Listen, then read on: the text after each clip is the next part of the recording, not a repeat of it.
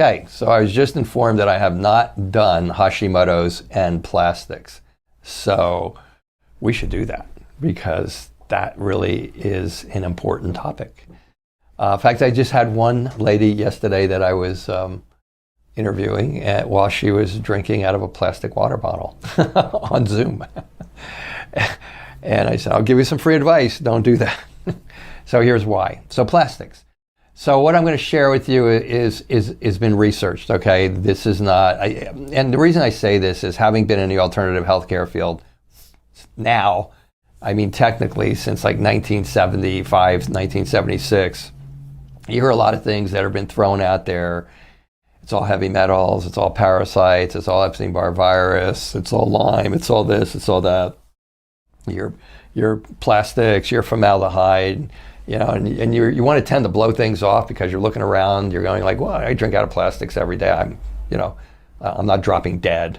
And up until a short period of time ago, there wasn't a lot of clarity on any of that. It was a lot of us grasping in the dark to try to figure out what's the one thing, what's the silver bullet that's causing chronic fatigue immunodeficiency disease, which is what they used to call all these mystery diseases before they started calling them fibromyalgia and chronic fatigue and all that type of stuff.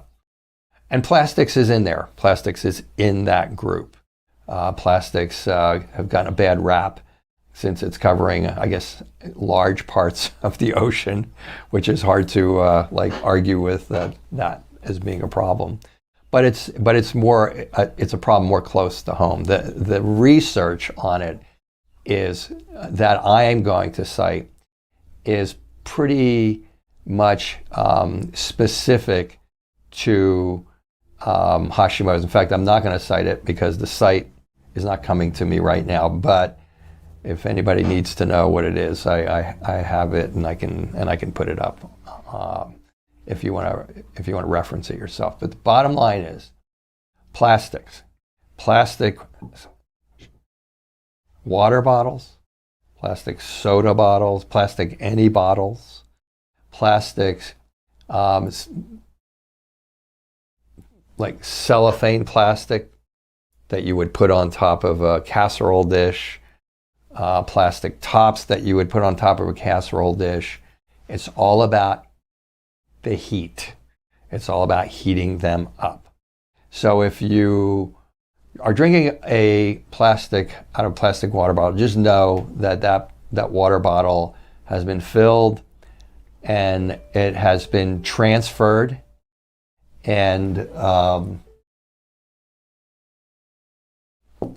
just know that plastic water bottle has been filled and it's been transferred, usually in a truck. Maybe it's been transferred. I'm in Nevada, so maybe it's been transferred for 7 hours across the desert before it got here. But even if that's not the case, usually it's been in an environment. It gets to where it gets. It's stored. Maybe it goes to your 7-Eleven. I'll use that as an example. They put it in the back. Maybe it's summer. You know, it's not in a freezer until it is in a freezer. And you get it, it's nice and cold, or you take it, you put it at home, you put it in your garage, you know, it's 90 degrees in there. The plastic breaks down. Now this is the actual science of it, okay?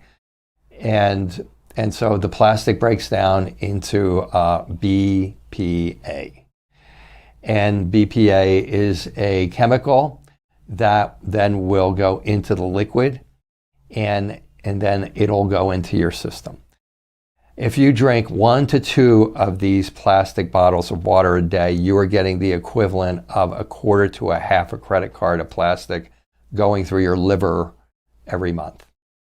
And that's enough, okay, for you to not do it.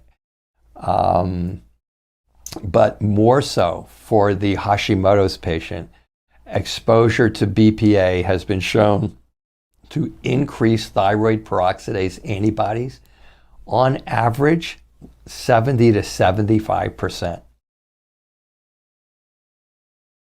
You drink, they go up, you're sitting there, all of a sudden you get an anxiety attack and you're like going like, what the hell's going on? Nothing is like going on here. I'm relaxing, sitting here, listening to classical music for studying. I should be like going to sleep. No, So that's how it works.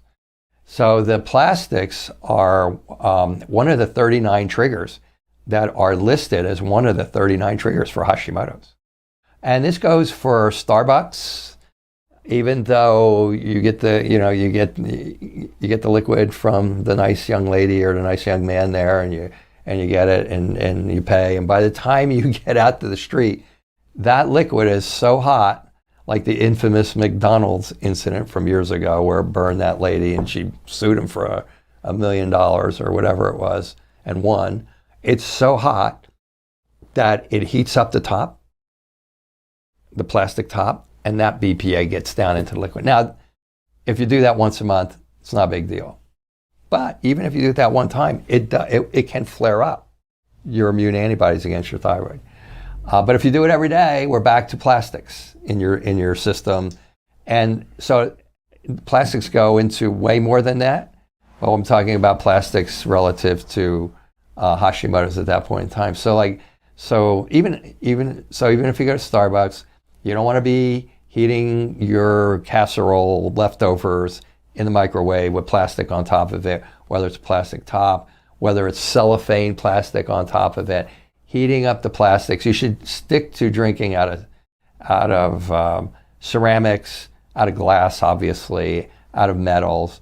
I've been to symposiums on this, and my colleagues that are involved with some of this research, they're still even suspect of the BPA stuff. So like you go in and it's late and you don't want to cook. So you go to the store and get one of these chickens out of wherever you get them out of. I don't want to say any specific store because it's, I don't want to put it like it's like their fault. But it says BPA on the plastic, and it's, it's under the light, heating up the plastic. You take it home, you eat it. There's not a study on that, but the people that I glean a lot of my data from, that seems to consistently be correct. They're still suspect even of the BPA-free stuff. So, but if you're going to do it, make sure it's BPA-free. There's a lot of these big water bottles. They're BPA-free. You get them. They're like, 25 or 50 gallons. In theory, those are okay. In reality, they don't know yet. No, that's not really been tested, to my awareness. And the last seminar I went to in which this was discussed was September. So it wasn't that long ago. So that's it. So that's plastics and Hashimoto's, and that's like money in the bank. It's one of the things. On the very first visit, once a patient starts, there's about 8 or 9 things that I share with them that are very specific to Hashimoto's triggers, and they're included in the 39 triggers that. And I think there's going to be there's going to be a 40th trigger with this COVID, but we'll see how that goes. But there's 39 triggers that we know of. Several of them are viral infections, like Epstein-Barr virus and stuff. Plastics is like way up there. It's like way up there as one of the triggers that raises the antibodies the most. And so that's plastics. That's plastics and Hashimoto's.